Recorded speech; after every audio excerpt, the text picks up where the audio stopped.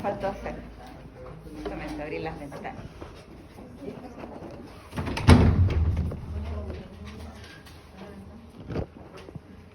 Igual es para que se ventile un poquito. Bien, chicos. Bueno, una compañera me había preguntado cómo era la prueba. Yo creo que esa pregunta la mayoría debe tener como algunas dudas o estar ahí, ¿cierto?, como con la ansiedad de saber cómo es. Vienen preguntas de alternativa, vienen preguntas de verdadero y falso, pero como 3 verdadero y falso solamente, y viene un cuadro de farmacología, ¿ya? Donde después les aviso si se preparan bien para la prueba. Fármacos son como 5 solamente, pero y 2 ítems solamente dentro del cuadro, tampoco un cuadro tan extenso, pero tienen que saber a qué familia corresponde, es decir, si es un beta bloqueador, un anticoagulante, un calcio antagonista. Con el nombre, sale el nombre del medicamento y ustedes tienen que decir, este es un beta bloqueador y se usa en esta y esta patología, o en estos casos. Solo eso, ¿ya? ¿Qué es lo que a nosotros como quién es lo que más nos interesa? Si yo me empiezo a preguntar como en el detalle, no va dentro de nuestra formación, más esa es como la parte más médica, ¿ya? Y eso es la prueba. Tiene como 32, 36 puntos, no me acuerdo bien.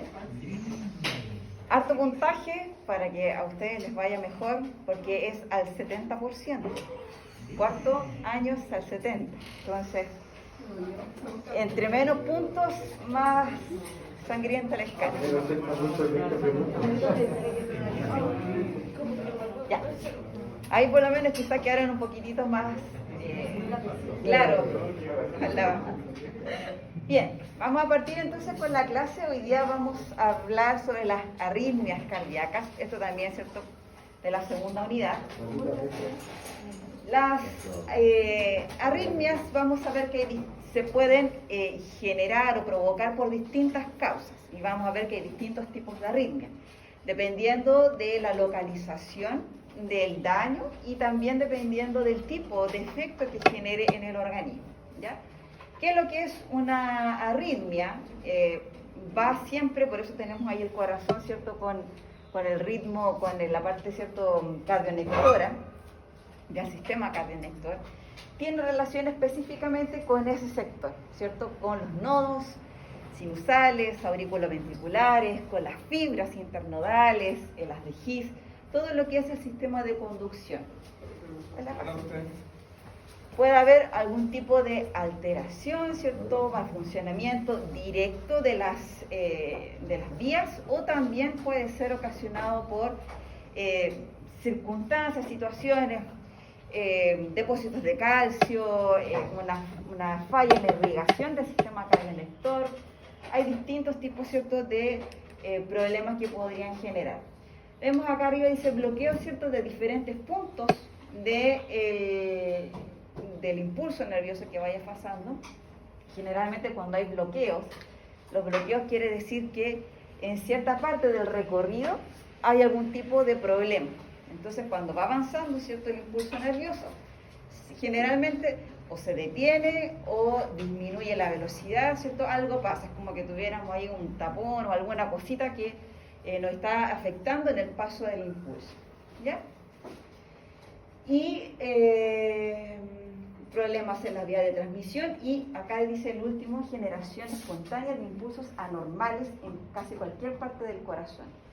Hay algunos tipos de arritmias donde el corazón, como está funcionando mal el sistema cardionector, genera un nuevo impulso en otra zona que nada que ver. Por ejemplo, lo vamos a ver más adelante, que va a haber un tipo de arritmia, de anormalidad, que son los bloqueos, donde se va a generar un impulso en las aurículas y otro totalmente aparte en los ventrículos. Y esos son formas que tiene el corazón para poder mantenerlo latiendo, ¿cierto?, y poder seguir supliendo o cumpliendo la función de bomba. ¿Cuáles son los ritmos sinusales anormales? ¿Por qué sinusales? Porque desde el nodo sinusal es donde parte el problema. ¿Se acuerdan cuál era el nodo sinusal? Vamos a decir la chunta. ese que está ahí.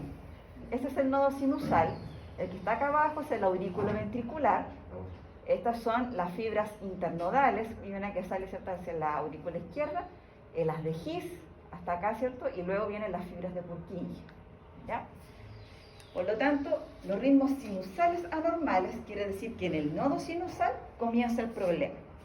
Y el nodo sinusal es nuestro marcapaso natural que nosotros tenemos, ¿cierto? Desde ahí empieza el ritmo, ¿cierto?, el impulso nervioso.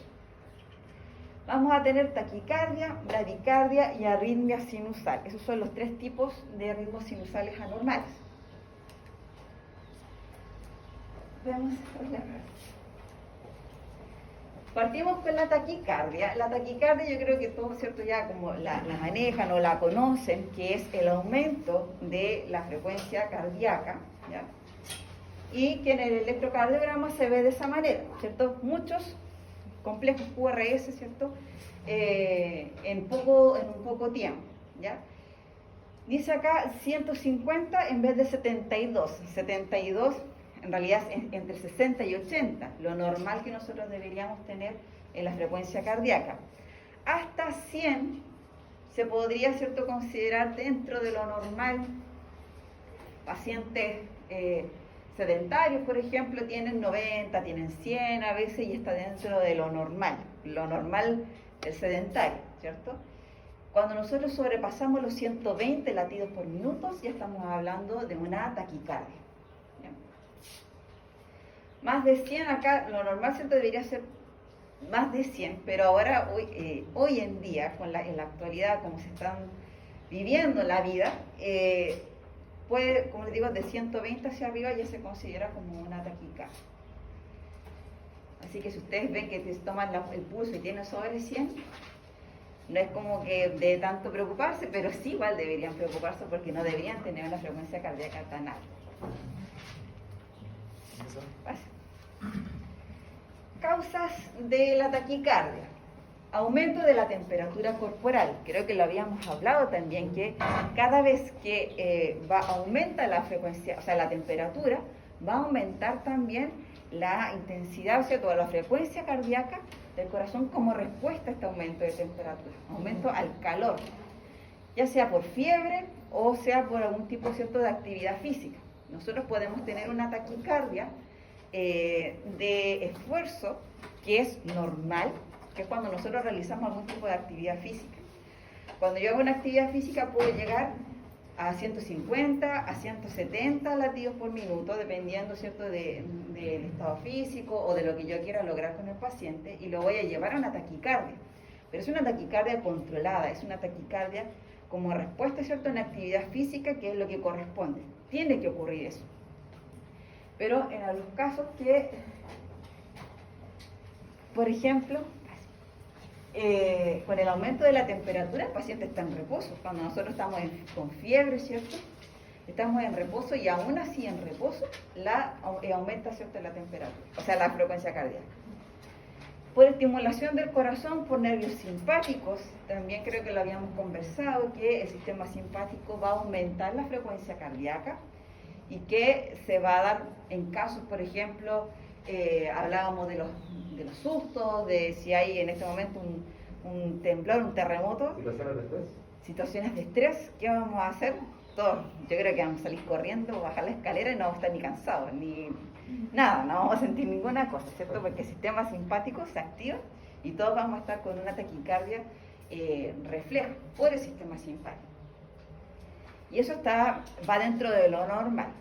Y tenemos otro punto, que son las enfermedades tóxicas del corazón, que van a acelerar, ¿cierto?, la frecuencia cardíaca, y que si es que no se saca al paciente de esa toxicidad, puede finalmente terminar en un paro cardíaco. ¿Qué pasa cuando aumenta mucho la frecuencia cardíaca? Va a llegar un momento, como lo vemos acá en el caso de la fiebre, que vemos que aumenta 18 latidos por cada grado Celsius que va aumentando. Los niños tienen una mayor tolerancia a la fiebre, aunque pueden generar convulsiones, a diferencia de los adultos, pero tienen una mejor tolerancia porque su corazón está acostumbrado, ¿cierto?, también a una frecuencia cardíaca elevada. los niños, la frecuencia cardíaca de los niños es mucho más alta que lo de los adultos. Pero el adulto tiene menor tolerancia a la fiebre. Una fiebre de 41, de 42 grados, por ejemplo, en un adulto, puede llevarlo rápidamente a un deterioro general del organismo. Y sobre todo en la parte de la frecuencia cardíaca. Vemos que va aumentando, ¿cierto?, según el grado de la temperatura, pero puede llegar un momento donde dice que después deja de latir el corazón y puede llegar a un paro cardíaco. El corazón se detiene por fatiga, ¿cierto? Mucho tiempo, mucho rato, con una fiebre elevada o con una frecuencia cardíaca elevada en realidad, ya sea por la fiebre, sea por una actividad física. Si yo mantengo un paciente, no sé, 2 horas, por ejemplo, 3 horas, con una frecuencia cardíaca así a full, y lo exijo, puedo llevarlo a un paro cardíaco, ¿cierto? Porque lo mantengo mucho tiempo en una frecuencia que yo debería llevarlo a una frecuencia cardíaca elevada, pero después también reducible, después volver a subirle, después reducible. Lo vamos a ver en la parte de rehabilitación, algunos programas que se utilizan. Yo creo que ustedes los manejan, ¿no? Han escuchado los HIIT, los MIT, ¿sí? ¿Han escuchado esos programas? Que se trabajan con alta intensidad y después se baja la intensidad. Si nosotros trabajamos así, no hay ningún problema porque tenemos esta variante, pero si mantenemos, ¿cierto?, una frecuencia cardíaca constante por mucho tiempo y elevada, podemos llevar, ¿cierto?, a un paciente a un paro, por fatiga, ¿cierto?, de la musculatura. Como vemos acá, ¿cierto?, el sistema nervioso simpático, cómo va a afectar, lo habíamos, ¿cierto?, ya hablado, que según la descarga de adrenalina y de la activación del sistema simpático va a hacer que aumente la frecuencia cardíaca. Pero este aumento de la frecuencia cardíaca por el sistema simpático debería ser momentánea o hasta que se termine, hasta que el paciente ya como que se calme, como que esté fuera de peligro o ya haya pasado, ¿cierto?, el momento, el susto o la pena o el shock, ¿cierto?, que de alguna noticia o de cualquier cosa que no haga activar el sistema simpático, pasa ese periodo y debería volver a bajar, ¿cierto?, la frecuencia cardíaca a sus estados normales, con la ayuda del sistema parasimpático, ¿cierto?, que es el control y que vuelva a la normalidad. Eso dentro de la taquicardia. Cuando la taquicardia pasa a ser un problema patológico, cuando todos esos aumentos de frecuencia ocurren de forma, por ejemplo, en reposo, sin fiebre, sin una estimulación simpática, sin una actividad física, sino que yo estoy en reposo y me tomo la frecuencia cardíaca 170, 150, ¿cierto?, latidos por minuto y yo estoy sentada, no estoy haciendo nada. Yo siento cómo se sube, ¿cierto?, la frecuencia cardíaca. Profe, ¿y puede ser también inducido por medicamentos? También. Dentro de lo que es, según los efectos del medicamento, también pueden generar... ¿En ese caso pasaría a ser patológico? ¿Es que se lo toma constantemente? No, porque si deja de tomar el medicamento y se normaliza, no sería ya, sería por consecuencia del medicamento. Tendría que, ahí en ese caso habría que cambiar el medicamento o buscar otra forma, quizás ver la dosis o cambiar, ¿cierto?, de lleno la medicación. Como les decía, si es que esta taquicardia o la bradicardia o todo lo que vamos a ver ahora ocurre en un estado de reposo, en un estado donde el paciente no está haciendo nada, ahí ya es un problema directamente en la parte del nodo sinusal, que está fallando, puede estar, no sé, algún tipo de desperfecto, ¿cierto?, de esa zona, que normalmente este tipo de arritmias sinusales se controlan o se tratan con un marcapaso, ¿ya? Tanto de las taquicardias, la bradicardia como la arritmia sinusal. El marcapaso es la solución más efectiva en este tipo de pacientes. Pasamos a la bradicardia, todo lo opuesto, ¿cierto? Es una frecuencia cardíaca lenta, menos de 60 latidos por minuto, o ¿cierto?, 60-80 es lo normal, de 60 hacia abajo pasa a ser, ¿cierto?, una bradicardia, pero también vamos a tener, lo vemos ahí, ¿cierto?, en el electrocardiograma, que son mucho más separados los complejos QRS. Vamos a tener una bradicardia que la podemos encontrar solamente en los atletas de forma normal, ¿ya? Un atleta puede tener hasta 50 o 40, incluso 45 latidos por minuto, ¿ya? Y de hecho cuando hacen actividad física, les sube la frecuencia cardíaca a 70, 80. Lo normal que es para nosotros, los atletas, eso como cuando están haciendo actividad física. Atletas, y no el que sale a jugar a la pelota el fin de semana, ni atletas, ¿sí? De verdad, que hacen actividad física constante. Porque ellos tienen una bradicardia, ¿ya? La bradicardia de los atletas, porque su corazón es mucho más eficiente, ¿cierto? Puede bombear en la contracción, ¿cierto? Ventricular, en la sístole ventricular, la cantidad de sangre que bota es mayor, ¿ya? Y esa presión, ¿cierto? Que cuando sale hacia el torrente sanguíneo, nosotros en la arteria aorta tenemos unos receptores que captan cuánta es la presión de sangre y el volumen que está saliendo del corazón. Y esos receptores van a controlar también la frecuencia cardíaca, ¿ya? Indican, si yo, por ejemplo, estoy con un shock hipovolémico, estoy desangrando, ¿cierto? Voy a tener menor volumen y menor presión.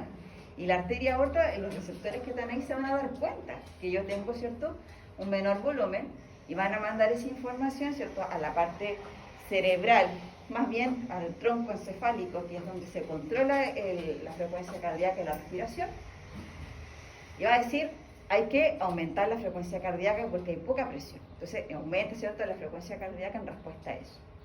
Y en este caso, lo mismo, como se bombea una gran cantidad de sangre, estos receptores toman esa información y dicen, no, hay que disminuir la frecuencia cardíaca porque con la cantidad de sangre que está bombeando es suficiente y el cuerpo está bien, ¿cierto?, oxigenado y nutrido con esa cantidad.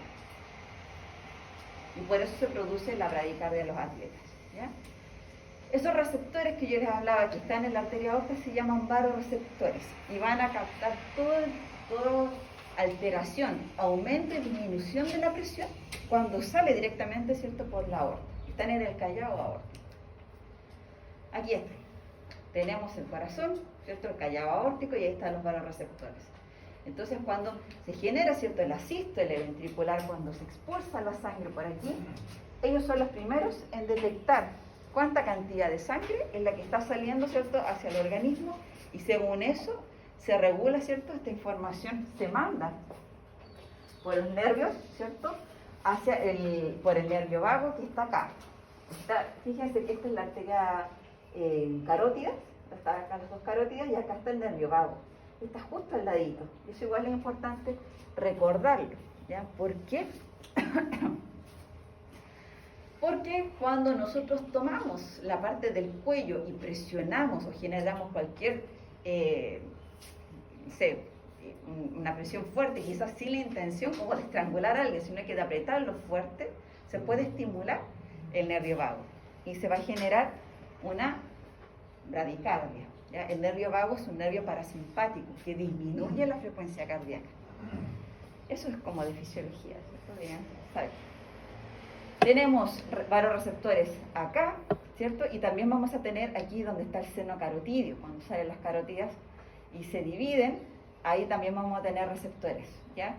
Y acá vamos a tener, ¿cierto?, algunos nervios, el nervio de Hering, ¿cierto?, el nervio glosofaringeo con el vago, que todos estos llevan la información al tronco encefálico, ¿ya? Y especialmente el aporte más específico del tronco encefálico en el bulbo. En el bulbo raquídeo. Disculpa, entonces solo los varoreceptores están en el cuello aórtico, no en el cuerpo carotídeo. Que dijo que igual había receptores de... Sí, también son varoreceptores. Creo que esos receptores son solo a nivel de frecuencia cardíaca. Que el efecto, ¿cierto?, que genera la frecuencia. La información sí. que manda.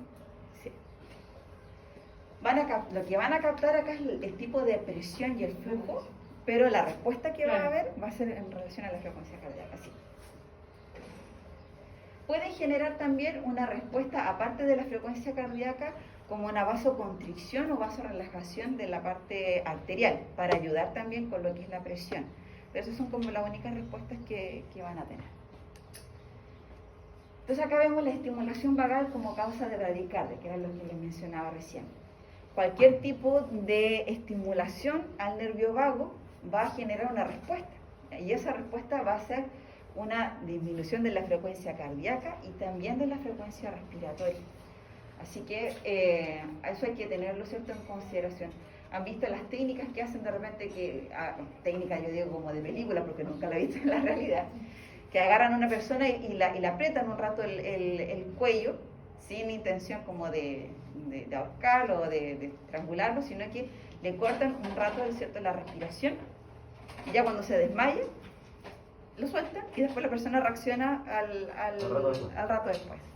Eso no es tan de película, es así, ¿cierto? Si nosotros, y si mantenemos por mucho más tiempo, ¿cierto?, esa compresión, obviamente podemos matar a una persona. Pero aquí va muchas veces sin querer o dentro de juego, o no sé, unos como que se agarran los niños, no sé, sobre todo en los niños que están mucho más expuestos estas estructuras, se puede generar esos efectos, así que es bastante peligroso. Y están al ladito del paquete vasculo nervioso que se llama, donde está la carótida, el vago y las arterias, o sea, las venas yugulares. Bien. Acá lo mismo, tenemos los vagoreceptores que están en el seno carotídeo, es como lo mismo que le estaba explicando, donde van a también a detectar estos cambios, ¿cierto?, de presión, y van a ayudar o van a regenerar, ¿cierto?, una modificación en la frecuencia cardíaca. Generalmente es para disminuir, ¿cierto?, la frecuencia cardíaca, se genera una bradicardia. Ya. Y en cuanto a la arritmia sinusal, la arritmia sinusal se da, este es un tipo de examen que se llama cardiotacómetro, donde se ve, por ejemplo, en esta imagen, cuando siento como que tengo una pelucita en la garganta. Acá vemos cuando un paciente toma aire profundamente, ¿ya? Y se ven estos como puntitas, como picos, que son los intervalos QRS, que se ven mucho más marcados en comparación cuando el paciente está respirando de forma normal. Y esto va en relación, y creo que también lo habíamos conversado cuando en la primera clase, cuando yo le decía, si ustedes cuando se toman el pulso, sienten como una frecuencia cardíaca que varía cuando uno respira, ¿cierto?, o no. No se da en todas las personas, pero se puede generar también, ¿cierto?, en algunos casos que al momento de inspirar se produce este aumento o hace que la presión se haga un poquito más elevada y se puede ver, ¿cierto?, se puede ver este aumento, ¿cierto?, del tamaño solamente de lo que es el complejo QRS. Quiere decir que en la contracción ventricular es un poco más fuerte, ¿ya? Eso es lo que corresponde al complejo QRS. Perfecto. Y se puede dar por trastornos, vemos acá, circulatorios, ¿ya? Y que trastornos circulatorios quiere decir que la cantidad de sangre que debería llegar, ¿cierto?, en el momento de la sístole ventricular va a ser menor o mayor dependiendo del volumen, ¿cierto? Si yo tengo poco volumen, voy a tener, ¿cierto?, una estimulación mayor. Entre menos cantidad de sangre tenga, más va a ser la frecuencia cardíaca. Si yo tengo una buena cantidad de sangre, un buen volumen, la frecuencia cardíaca va a disminuir. Ya, hasta ahí vemos, ¿cierto?, alteraciones del ritmo del corazón que pueden generar por problemas directamente del sistema cardiolector o también, como veíamos, por situaciones externas que van a gatillar, ¿cierto?, la frecuencia cardíaca. Aumento de temperatura, un esfuerzo, ¿cierto?, que nosotros podemos generar en un paciente, una estimulación vagal, distintas, ¿cierto?, causas que, si las vemos, se pueden eliminar o se pueden mantener, ¿cierto?, en el tiempo si ya el problema es directamente del corazón. Ahora vamos a ver ritmos anormales que se producen por los bloqueos de las señales cardíacas, ¿ya? Vamos a tener el bloqueo sinusal, auriculoventricular, el aurículo ventricular incompleto, que se divide en grados, ¿ya? Y el tercer grado ya pasa a ser un bloqueo aurículo ventricular completo, que es mucho más severo y más complejo, y los bloqueos intraventriculares incompletos. Cuando ustedes vean o le llega un paciente que diga que tiene un bloqueo cardíaco, porque el paciente no va a saber, le va a decir, no, yo tengo un problema al corazón, tengo un bloqueo, pero no sabe qué bloqueo, qué tipo, cuál de todo esto es el que tiene. Independiente de eso, ustedes al saber que el paciente tiene un bloqueo, inmediatamente se van a imaginar el corazón, ¿cierto? El sistema cardionector, y van a saber que ahí está el problema, ¿cierto? En la parte del sistema cardionector, donde lo que va a pasar en general, lo vamos a ver que se divide en cada uno como en partes más específicas, pero en general se va a ver una alteración en la contracción cardíaca, ya sea de las aurículas, de los ventrículos, pero la contracción cardíaca va a estar alterada porque la información no va a poder pasar correctamente, ¿cierto?, por el sistema cardionectar. Partimos por el bloqueo sinusal. Sinusal lo vamos a asociar siempre al nodo sinusal, que está en la aurícula derecha, ¿cierto?, y que es el primer punto de inicio de lo que es la información nerviosa. Por una pregunta. Dígame. La enfermedad del seno, que también aparecía como dentro, ¿es lo mismo como dentro de...? ¿Del seno coronario? Sí. No. Ya. No es lo mismo porque la enfermedad, ¿cierto?, del seno coronario es cuando veíamos, ¿cierto?, que teníamos el callado aórtico con los varoreceptores y el seno coronario también con varoreceptores. Ahí lo que detecta el seno coronario es cambios en la presión o en la cantidad de volumen de sangre que pasa por ahí. Ya. Solamente eso. En cambio acá es la parte eléctrica la que está afectada, independiente del volumen. Tenga la cantidad de sangre que tenga, la presión que tenga, independiente de eso, va a estar la alteración. Porque no es un problema sanguíneo, ¿cierto?, sino que es un problema... Es un problema en la parte eléctrica. Entonces, es como... Nada que ver, son como otra parte, ¿cierto?, del corazón que va a estar afectada. Y de hecho acá es mucho más complejo. Los bloqueos son...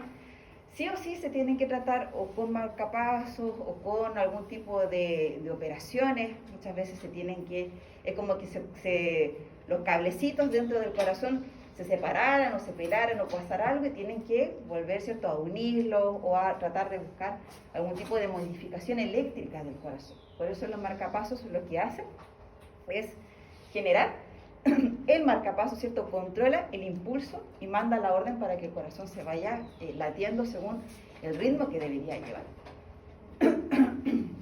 Vemos acá en este electrocardiograma, dice no hay sístole auricular, porque primero, ¿cierto?, ¿qué es lo que ocurre dentro del corazón? Primero tenemos la diástole, ¿cierto?, de las aurículas. Ya las aurículas se llenan, ¿cierto?, de sangre y tiene que generar primero la sístole, ¿cierto?, auricular, para que termine de pasar la sangre hacia los ventrículos. Recuerden que estas ondas que nosotros vemos en el electrocardiograma son principalmente, ¿cierto?, las sístoles que se marcan. La onda P, como recordatorio para la prueba, la onda P es la sístole de la aurícula, ¿cierto? Complejo QRS es la sístole del ventrículo, ¿cierto? Y la onda T, que es una onda que está más pequeñita, es la diástole ventricular, pero cuando hay una diástole ventricular, está pasando, ¿cierto?, una pequeña, o va a iniciar, ¿cierto?, la sístole de las aurículas. Por eso es como una pequeña curva ahí. Sístole es lo mismo que despolarización, ¿ya? Y diástole es lo mismo que repolarización, por si acaso. Puede que les sirva esa información. Y acá vemos, ¿cierto?, que no hay onda P en esta parte. En este sí tenemos una onda P, acá como que se pierde un poquito, acá de lleno no hay, ¿cierto? Y eso es porque el nodo sinusal justamente en ese rato falló, dejó de mandar, ¿cierto?, la información. Y si, a ver, vamos a retroceder a una imagen. Dígame. ¿Pero eso fue no generó un vaciamiento incompleto de la aurícula? ¿Un vaciamiento incompleto? ¿De la aurícula, perdón? Sí, pero no es tan severo porque Esa era la mayor complicación. Sí, porque acá, me voy a olvidar. Oh, buenísimo. Porque acá se ve, ¿cierto? Tenemos nodo sinusal. Fíjense que ahí tenemos una ramita que va hacia la aurícula izquierda y tenemos las que están acá en la rama, en la aurícula derecha. El problema, ¿cierto?, del bloqueo auricular está aquí, en esta zona de acá arribita. Entonces, lo que más se van a ver afectados van a ser las aurículas más que los ventrículos, porque después tenemos otro nodo, el aurículo ventricular, que es el que está encargado de que los ventrículos, ¿cierto?, llegue la información nerviosa y se puedan contraer. Por eso ahí como que lo separamos un poquito. ¿Qué pasa? Dice que va a haber un llenado, ¿cierto?, que no... Vaciamiento incompleto. Vaciamiento incompleto, pero recordemos que en la diástole, o sea, cuando se abren las válvulas, la mayor cantidad de sangre pasa primero. Y lo que pasa con la sístole es un conchito, ¿cierto?, el que está quedando ahí como para poder terminar de llenar el ventrículo, así que no genera tanto efecto. Así que el bloqueo sinusal, el paciente no presenta tantos síntomas y no es tan complejo. De hecho, muchos pacientes que tienen bloqueos hacen su vida, entre comillas, normal. Puede que de repente tengan algún tipo de síntoma, que sea como algún malestar o un cansancio, o que sientan como una normalidad en el ritmo, pero momentánea, ¿cierto? Y después se pasa. En algunos, otros que son mucho más complejos. Ese era el primero. Pasamos ahora al bloqueo aurículo-ventricular. Profesora, Diga. en la parte de atrás de esta derivación 3, ¿es el grado de urgencia? No, las derivaciones, ¿se acuerdan cuando vimos en el electrocardiograma que habían distintos tipos de derivaciones? Derivación 1, 2, 3, 4, ¿cierto? A eso se refiere, porque según está el AB, el ABR, el ABF, ¿cierto? Eso es cómo se vaya viendo en el electrocardiograma. Esa imagen que nosotros vemos acá es de una derivación 3, solamente eso, no, es como en relación al electrocardiograma. En el caso del bloqueo auriculoventricular, acá dice el haz de His, porque ya pasamos, ¿cierto?, el nodo sinusal, las fibras internodales, ahora estamos en el nodo auriculoventricular. Ahí ya comienza el problema. El nodo sinusal está bien y acá tenemos la dificultad. ¿Qué pasa con el haz de His? Dice, es el único medio por el que pasan los impulsos desde las aurículas hacia los ventrículos, ¿cierto? Es el que sale del nodo auriculoventricular y luego del haz de His se ramifican, salen, ¿cierto?, las ramitas, las fibras de Purkinje, que llegan hasta los ventrículos para que se contraigan. Entonces, ¿qué va a pasar acá? Puede producirse, ¿cierto?, dice, situaciones que reducen la velocidad de conducción o que generan un bloqueo total.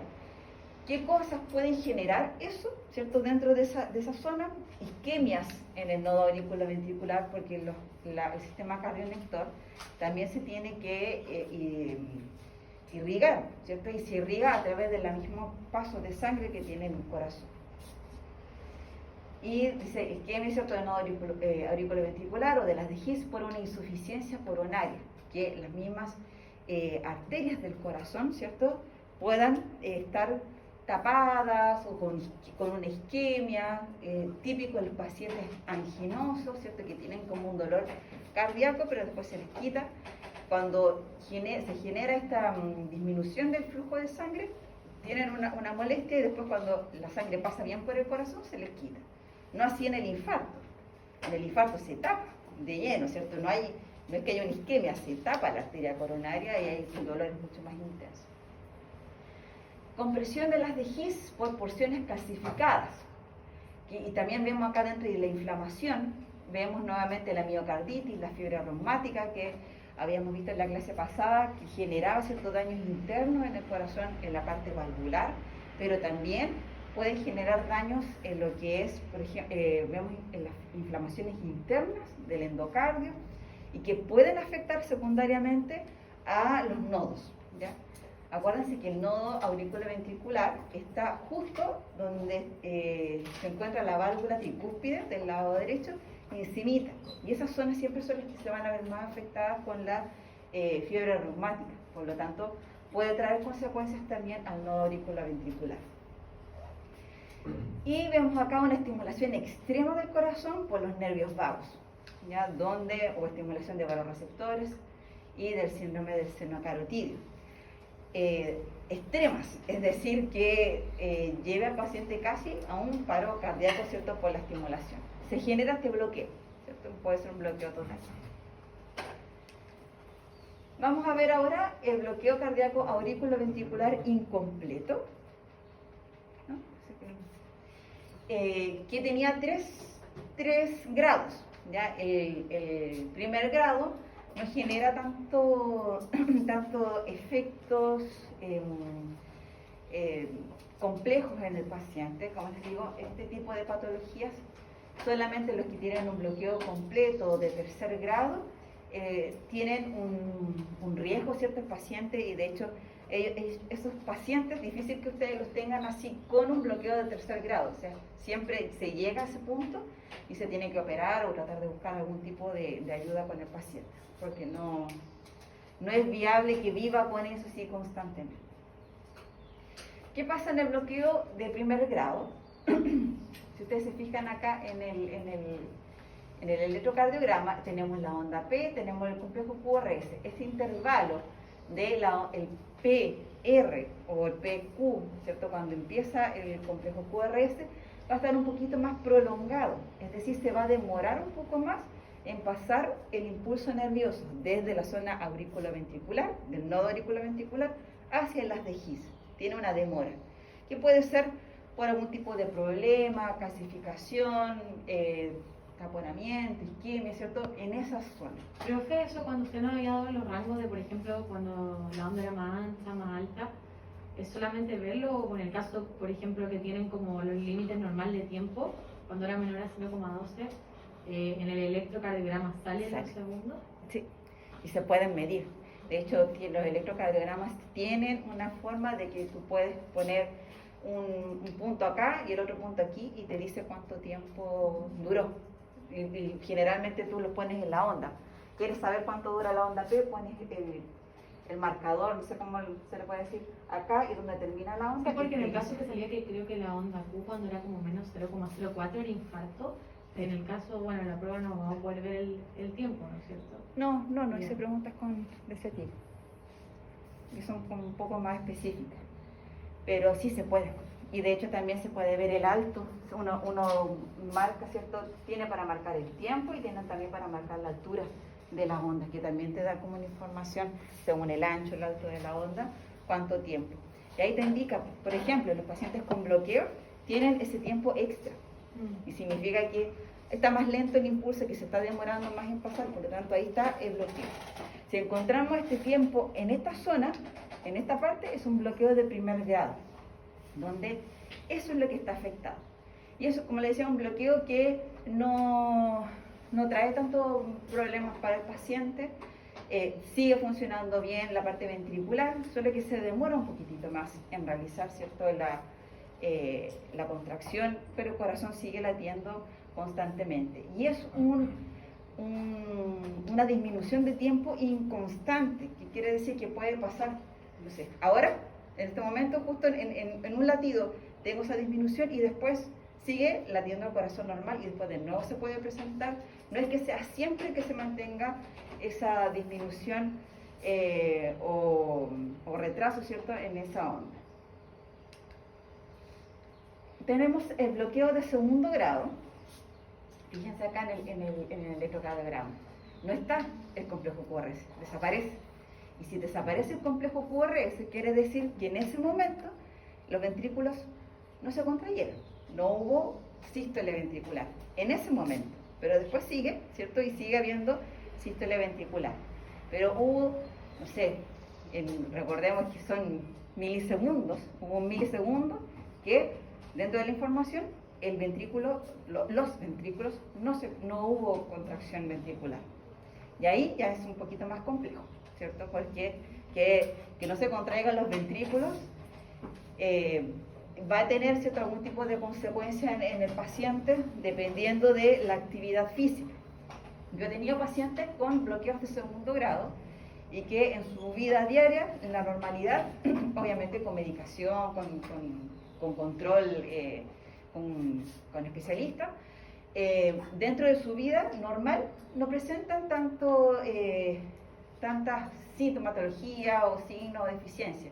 pero al momento de hacer alguna actividad o de estar bajo presión, ellos sienten, ¿cierto?, que su corazón como que les falla, es como la palabra que dicen los pacientes dentro de su expresión. Porque su corazón se va a ver sobrecargado, ¿cierto? Va a tener que trabajar a un nivel mayor de lo normal y ahí cuando nosotros sobreexigimos el corazón puede tener algún tipo de falla. En estos casos, este tipo de pacientes, nosotros sí podemos hacer la rehabilitación cardiovascular, pero tenemos que tener en consideración que no puede pasar esto, ¿cierto? Este tipo de estados del paciente y vamos a tener que estar muy atentos, hacerle quizás constantemente, preguntarle la escala de Borg, cómo está, cómo se siente, si está muy intenso o no el ejercicio, y también monitorización constante de frecuencia cardíaca. Por este tipo de complicaciones al paciente no le podría dar algún tipo de paro cardíaco, o sea, ¿sí paro cardíaco? Sí. ¿O de muerte súbita, por ejemplo? Muerte súbita no creo, No. pero paro cardíaco sí, si nosotros no lo controlamos, sí se puede dar. Por eso, en general, en la parte de cardio, lo ideal siempre es tener un paciente con algún tipo de polar, o que es como lo más, ustedes conocen los polar, ¿cierto? Incluso ahora hay como relojes que marcan la frecuencia cardíaca, la saturación de oxígeno, constante, nosotros podemos ver inmediatamente y que el paciente, y educar al paciente que vea actividad X, ya usted va a tener que hacer bicicleta, por ejemplo. Tenemos al paciente en la parte de rehabilitación y su frecuencia cardíaca tiene que llegar hasta 150. No se puede pasar de 150 ni menos de 150, tiene que estar ahí. Y así uno le enseña al paciente. Entonces el paciente es su propio controlador y va viendo, ¿cierto?, en el reloj o va viendo en el saturómetro o lo que ustedes tengan para poder trabajar, va viendo, ¿cierto?, su frecuencia cardíaca y que se mantenga ahí. Y así ustedes también, no es que descansen, pero si nosotros educamos al paciente tenemos un apoyo. En cambio, si no le enseñamos al paciente, nosotros vamos a tener que estar ahí pendiente y mirándolo a cada rato para ver cómo está la frecuencia cardíaca. Y muchas veces uno no trabaja con un solo paciente, trabaja con un grupo o con más personas. Entonces ahí se complica un poquito. Pero en estos casos, como les digo, los pacientes se puede hacer rehabilitación, pero hay que estar pendiente, siempre hay que estar pendiente de los pacientes, nunca dejarlos solos. Pero podría haber, ¿cierto?, algún tipo de alteración cardíaca. Incluso se podría llegar a una fibrilación ventricular. Y el bloqueo de tercer grado, que es el bloqueo completo, fíjense acá en el electrocardiograma, que está totalmente, ¿cierto?, alterado. En este caso es un bloqueo que se generan dos impulsos nerviosos por separado.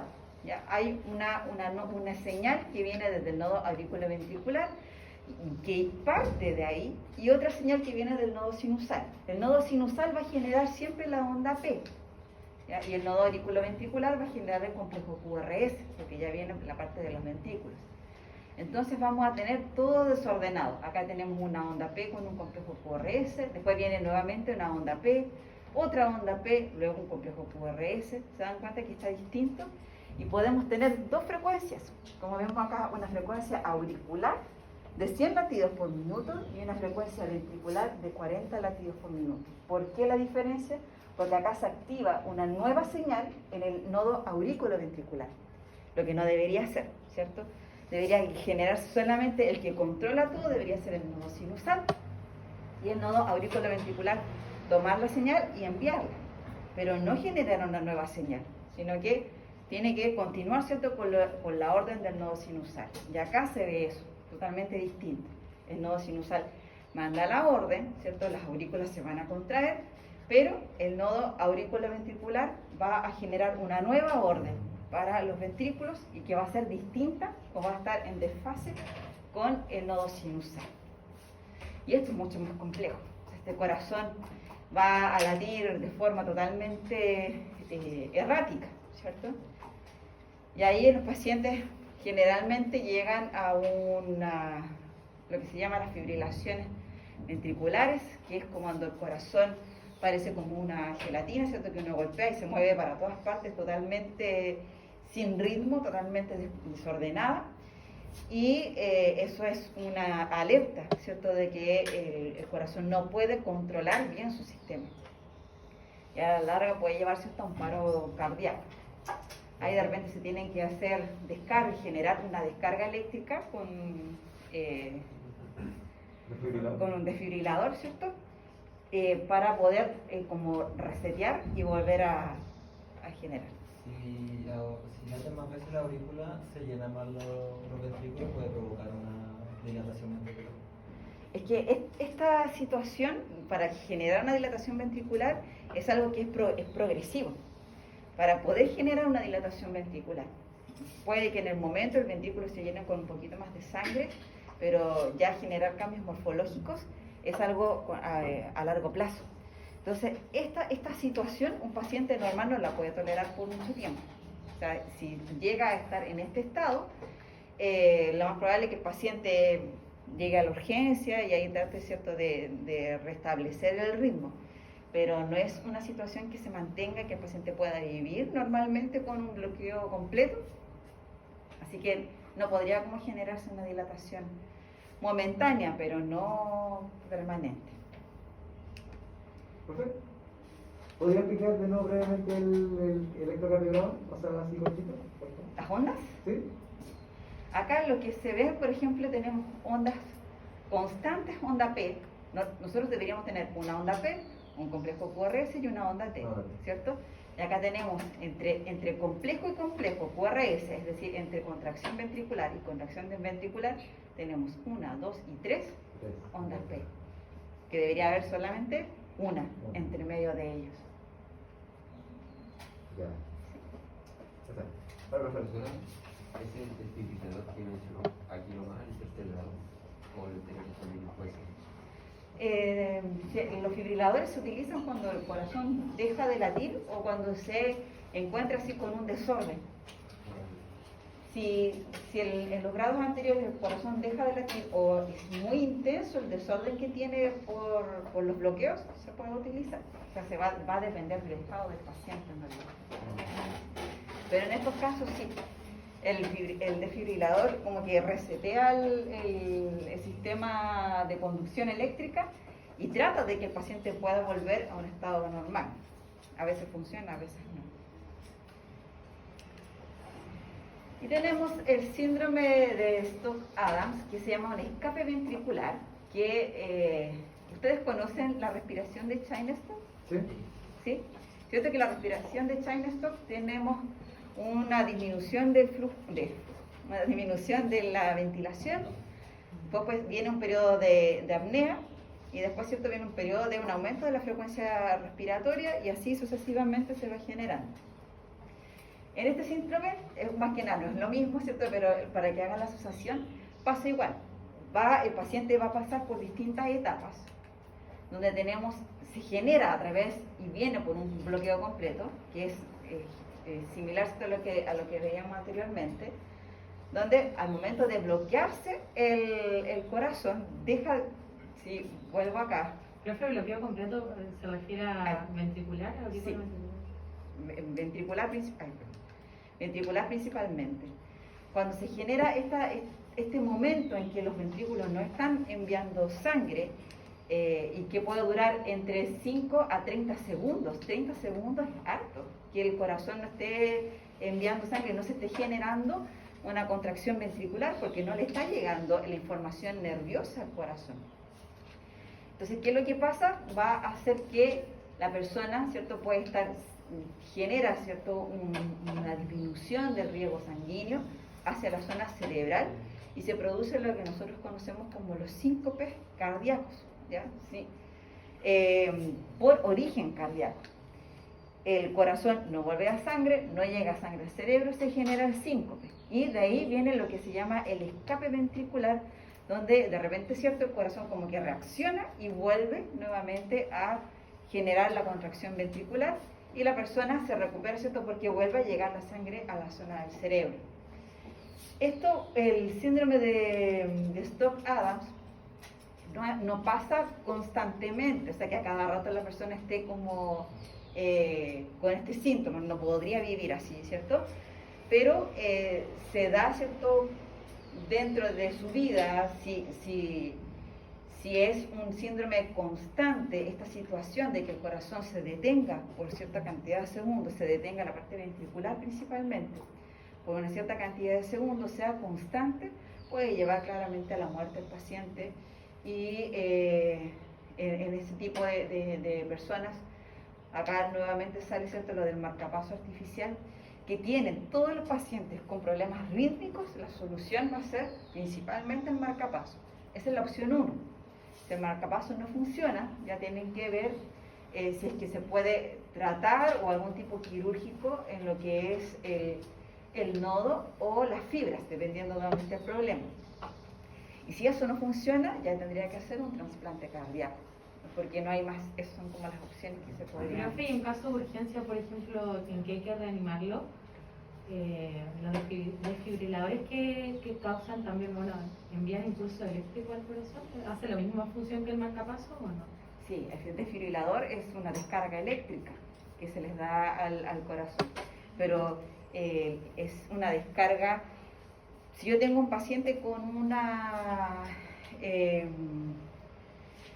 con un paro cardíaco o con un problema, por ejemplo, de ritmo cardíaco, yo le puedo hacer compresiones, no sé, un RCP, solamente para poder mantener el bombeo, para mantenerlo, que les siga llegando sangre al cerebro y que no tenga daños cerebrales, solamente eso. Pero yo con el RCP, por ejemplo, no voy a poder restablecer un ritmo cardíaco normal. Tiene que ser con un desfibrilador, o un desfibrilador o no sé, algo que le dé la corriente al paciente, que genere una descarga eléctrica, que resetee o que reinstaure el ritmo cardíaco, la parte eléctrica del corazón. ¿Y eso que lo recepciona el nodo sinusal o no?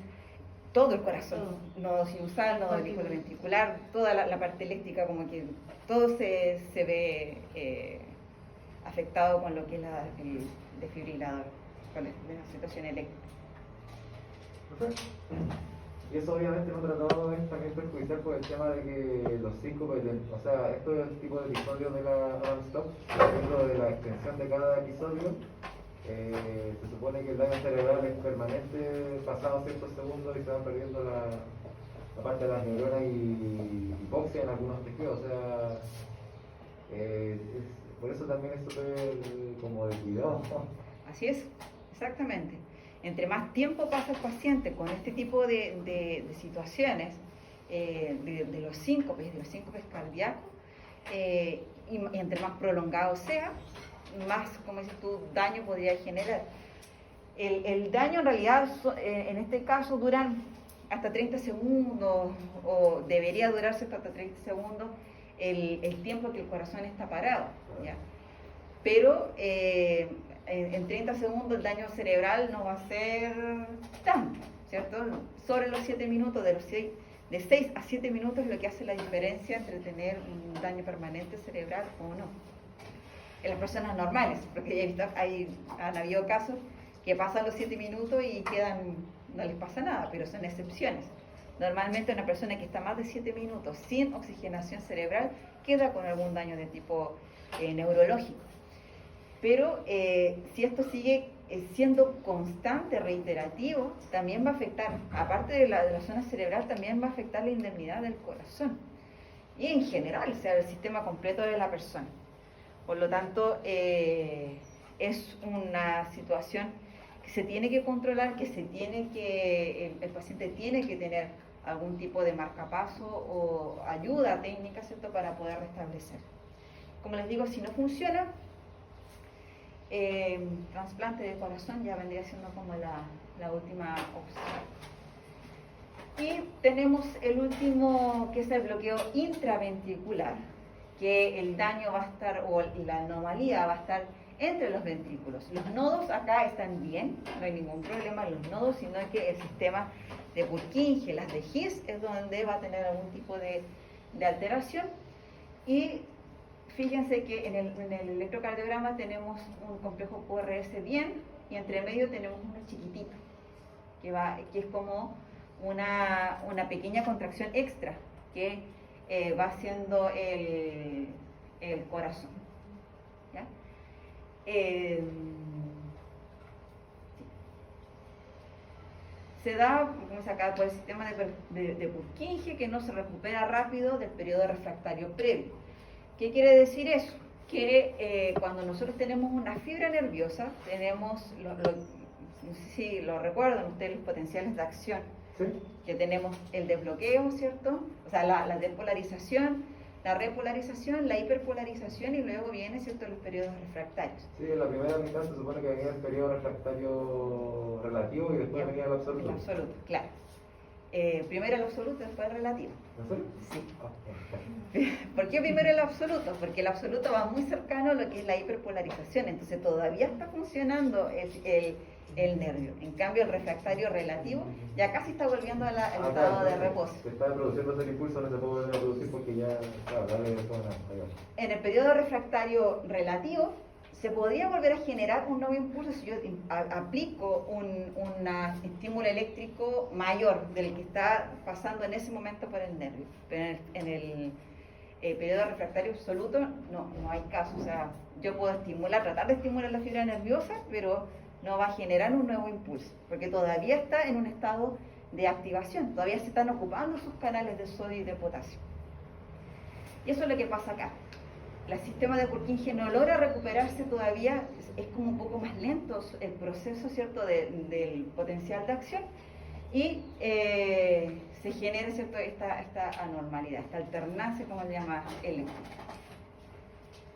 Y eso es lo que ocurre solamente en la parte de bloqueo intraventricular, solo en el sistema de Purkinje.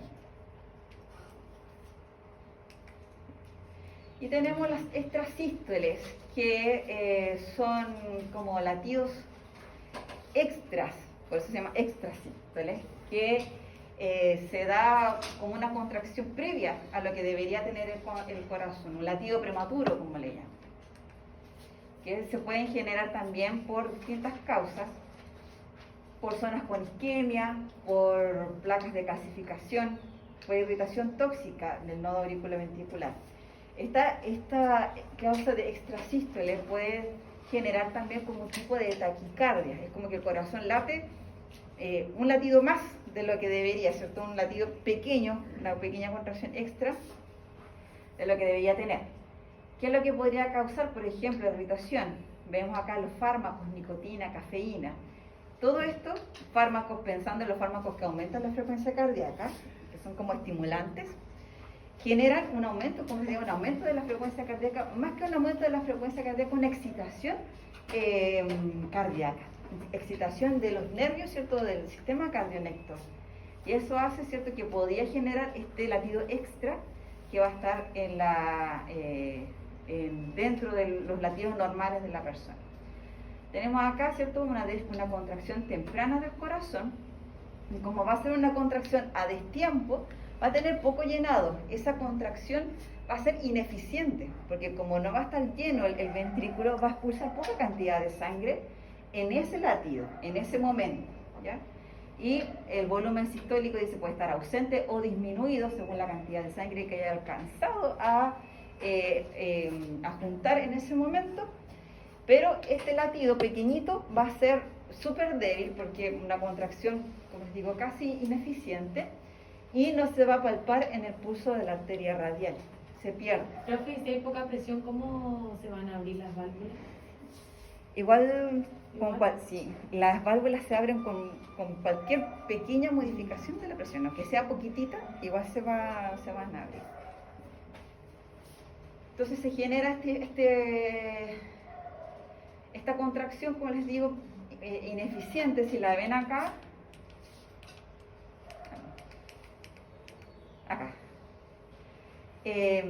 tenemos los latidos normales, ¿no es cierto? Acá normal, onda P, los por S, onda T, y acá entre medio sale, ¿cierto?, una onda superpuesta, porque se contrae rápidamente, que no alcanza a ser como una contracción completa, y luego pasa eso y después el paciente sigue con sus latidos normales. Es solamente un latido extra que se agrega y que en realidad no genera como tanto problema en el paciente. El paciente con un latido extrasístole no deberían tener como mayor sintomatología. exceptuando si es que se encuentran frente a una actividad física como muy elevada, como muy como con mucha exigencia, quizás podrían presentar como algún tipo de alteración, pero no tienen mucha sintomatología. Causas: tabaco, consumo excesivo de café, falta de sueño, estados tóxicos leves, irritabilidad emocional, impulsos que originan, dice, alrededor de los bordes de la zona infectada o con isquemia del corazón. Si se fijan, son quizás más de alguno en algún momento que se han intoxicado con café, semana de prueba, primer año principalmente, porque ya después, más adelante, ustedes tienen sistemas de estudio, no sé, mejoran, me imagino, ya deben estar como mejorado el sistema de estudio. Teoría. Pero en primer año, yo me acuerdo, en primer año uno estudiaba en la noche, tomaba café o Coca-Cola, el cigarrito de primer año, que después me imagino que lo dejan. Yo lo dejé en tercer año de carrera, así que me imagino que usted ya no debería estar fumando. La falta de sueño, entonces de repente uno puede sentir ahí como pero como les digo, esa extrasístole no genera mayor dificultad en los pacientes.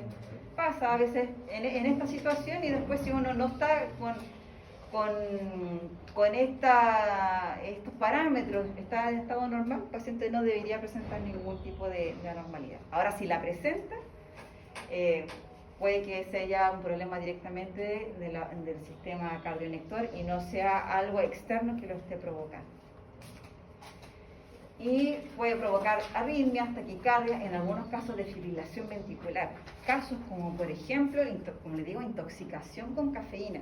Yo hace un tiempo atrás, unos años ya, yo creo, leí de un caso de una niña, 16 años me parece que tenía, que tomó muchas bebidas energéticas y durante el día y constante, una niña sana, sin ningún problema cardíaco, sin nada, o sea, súper bien, y falleció por una sobredosis de cafeína.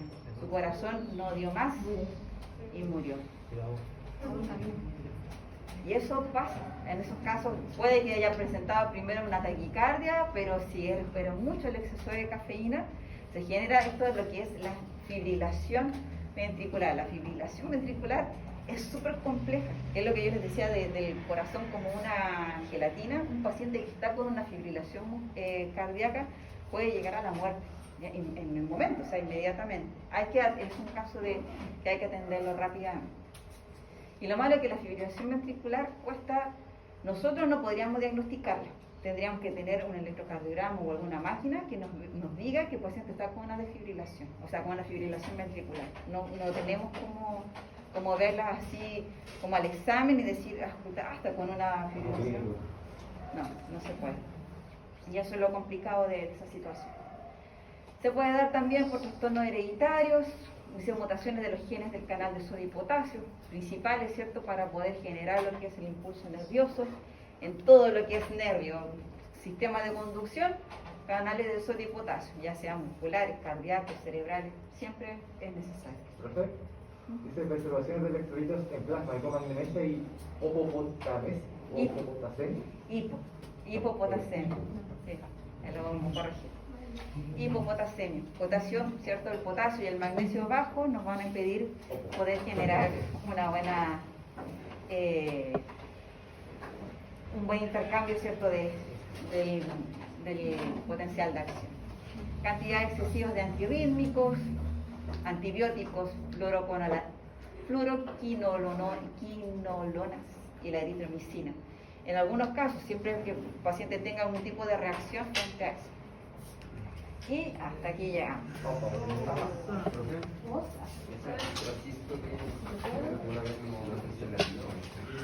Pues sí, como un tercer latido, sí, pequeñito.